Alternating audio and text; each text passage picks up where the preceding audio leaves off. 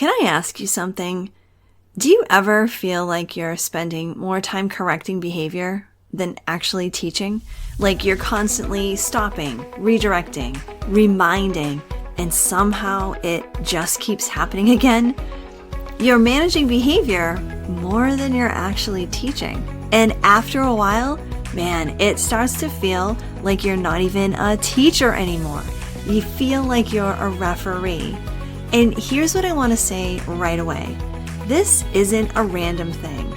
There's actually a pattern here. Because if the same types of behaviors keep showing up, if even after you've addressed them, even after you've reminded students over and over again, even after you've dished out consequences, something needs to change. So today, let's talk about what that is.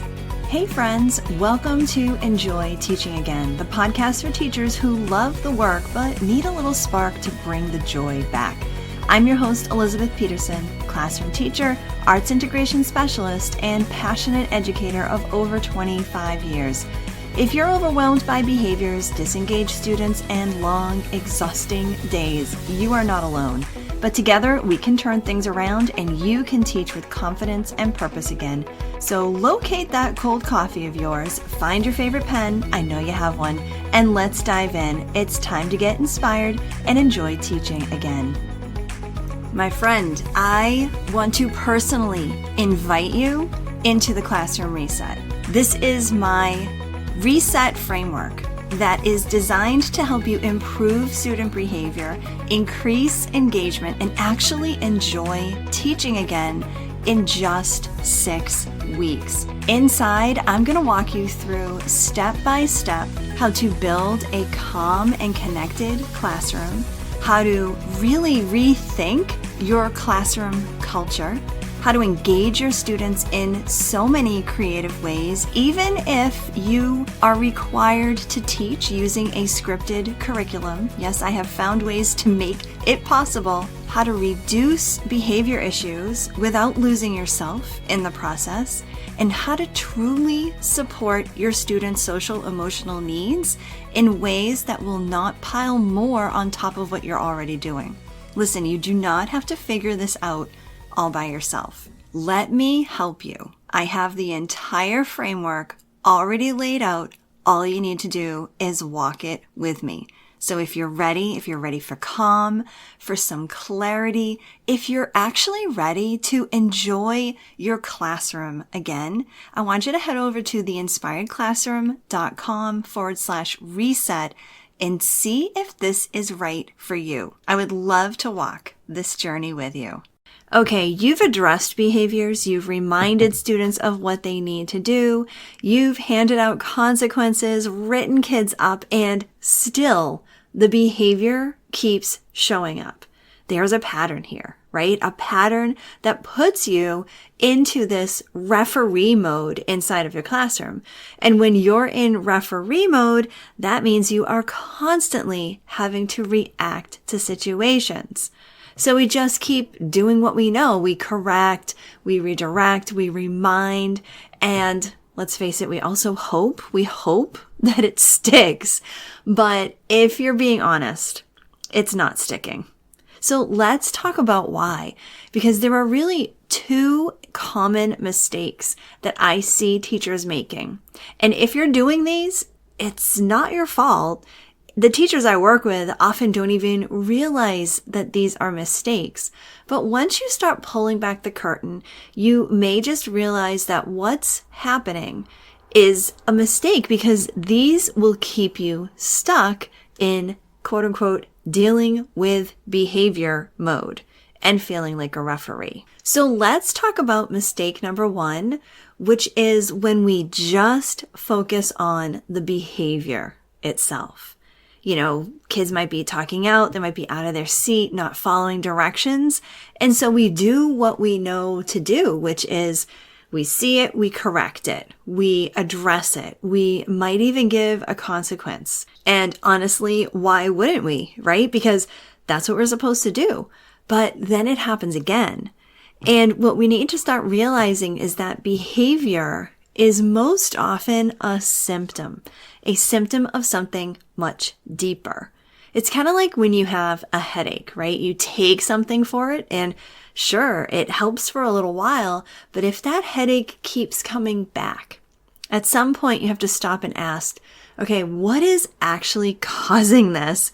Because the headache isn't really the problem. It's a signal that something might be off. And behavior in your classroom, it works the same way.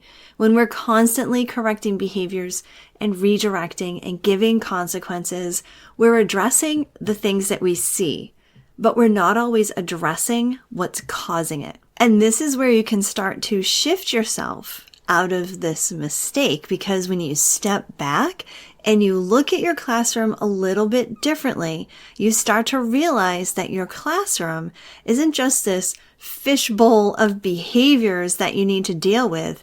There's way more to it. Constant behaviors that you're dealing with are a signal that something underneath is off. And it's usually one of these three things. It's either connection, it's either regulation, or it's engagement. The tripod of support that I call it, in that is embedded inside of my reset framework. So when we only focus on the behavior, we end up staying in this reaction mode or referee mode. So instead of asking, how do I stop this behavior? Ask something a little differently. Ask, when this is happening, what's happening right before it, right? So think about, did the student have a bad interaction with a peer or an adult? Did the student not understand the concept and therefore felt inadequate? Again, maybe the student didn't have a chance to fully transition from one thing to the next. That is where the real information is. And taking the opportunity, and yes, the time, to see what's happening to cause the behavior instead of just addressing the behavior. So for example, if the student had a bad interaction with a peer or an adult, that's a connection thing. If the student didn't understand the concept and therefore felt a little inadequate, that's an engagement thing. And maybe if the student didn't have a chance to fully transition from one thing to the next, that is a regulation thing. And when you know what that thing is that's maybe causing the behavior, that's when you can hone in and really boost up that leg of the tripod, boost up that support that the student needs, the connection or the engagement or the regulation. Now, the second mistake that keeps us stuck in behavior mode is related to the first one. So when we try to control the behavior, instead of taking the time to influence the environment that we're creating for our students. And this one is really important, because when behavior feels unpredictable, or maybe it feels constant, it makes sense that we try to actually control it.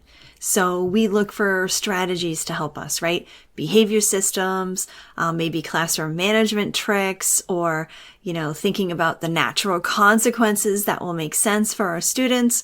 Maybe we give rewards or prizes to acknowledge good behavior. And we think, if I just find the right one, if I can just find the magic one, this will finally work. And sometimes it does for a while, but then its effectiveness fades and the behaviors return. The problem is that strategies are often used as a way to control what's happening in the moment.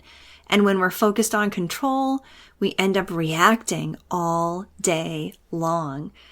Something happens, we step in. Something else happens, we step in again. And then before we know it, we're just standing there trying to fix everything as it's happening. And then we're back in this referee mode.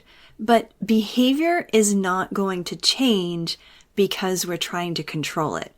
It changes when we actually start to influence the environment around us. And that environment, well, that's your classroom culture, right? It's how the room feels. It's how students interact. It's what's expected and then what's experienced every single day inside your classroom. So when that foundation, that tripod of support, the connection, the regulation, the engagement, when that is strong, students respond differently. And here's the interesting part. That's when your strategies actually start to work. Not because you found a better one or because you found the magic one, but because your classroom can finally hold on to that strategy. Strategies don't fix a classroom. They only work when you have a classroom that's built to support them. So instead of asking, what's the next thing I'm going to try? What's the next strategy I need to learn? Instead of that, I want you to say, what kind of environment am I creating right now? What is my classroom's culture? Because when you start to shift that, everything else starts to shift with it. And that includes behaviors. Now, hopefully for you, this is a moment where something starts to click, right? Because up until now, most teachers might be thinking, I just need better strategies, or it's me, I need to be more consistent, or maybe they're even thinking it's just this group of kids. And those thoughts make a lot of sense because that's what we've been taught to focus on. And that's what we actually see with our own eyes in front of us. But when you can step back and look at everything that we just talked about, you start to realize it's not just about the things that you're doing. It's not just about the strategies that you're using. And it's really not just about being stricter or more consistent. It's more about what your classroom is built on. Because if the same behaviors keep happening, even after you've addressed them, and even after you've tried a bunch of different things, it's not a random problem. It's more of a signal that something underneath needs extra support. And I want to make sure you hear me when I say this. This type of thing is not a reflection of you as a teacher. It doesn't mean you're not doing enough. I know you're doing everything you can, to the point where you may actually be frustrated and overwhelmed and on a path to burnout. We don't want that. And it doesn't mean that you're not good at what you do. I know for a fact that you are a good teacher. I know you're in this profession for a reason. This just means that no one ever showed you maybe how to really look at your classroom in this way. Because once you see this, it's hard to unsee it. And then you start to notice some patterns and you start to understand why things keep happening. And you start to realize that you don't just need another thing, another strategy, another program. You don't need a new initiative. Holy moly, we don't need a new initiative. You need a way to actually fix and reset what's underneath all of this. Because when your classroom is reset and grounded in connection and regulation and engagement, you don't have to referee everything, and the room starts holding itself together. So if you've been feeling stuck in behavior mode, and you feel like you're constantly reacting, I want you to know that there is a way forward, because your classroom can be a place of calm and connection and creativity too. And you can enjoy teaching again. And if you're ready to stop feeling like a referee all day, that's exactly the work that we do inside the Classroom Reset. I'd love for you to take a look and see if it is the right next step for you to step out of behavior mode and into enjoying what you do every day in the classroom. Go ahead and check it out, theinspiredclassroom.com/reset.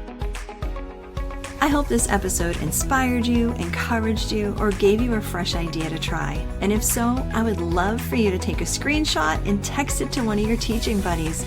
I'm so grateful that you landed here with me today, and it would mean the world to me if you would leave me a review over on Apple Podcast. Thanks so much for being here, and I'll catch you on the next episode.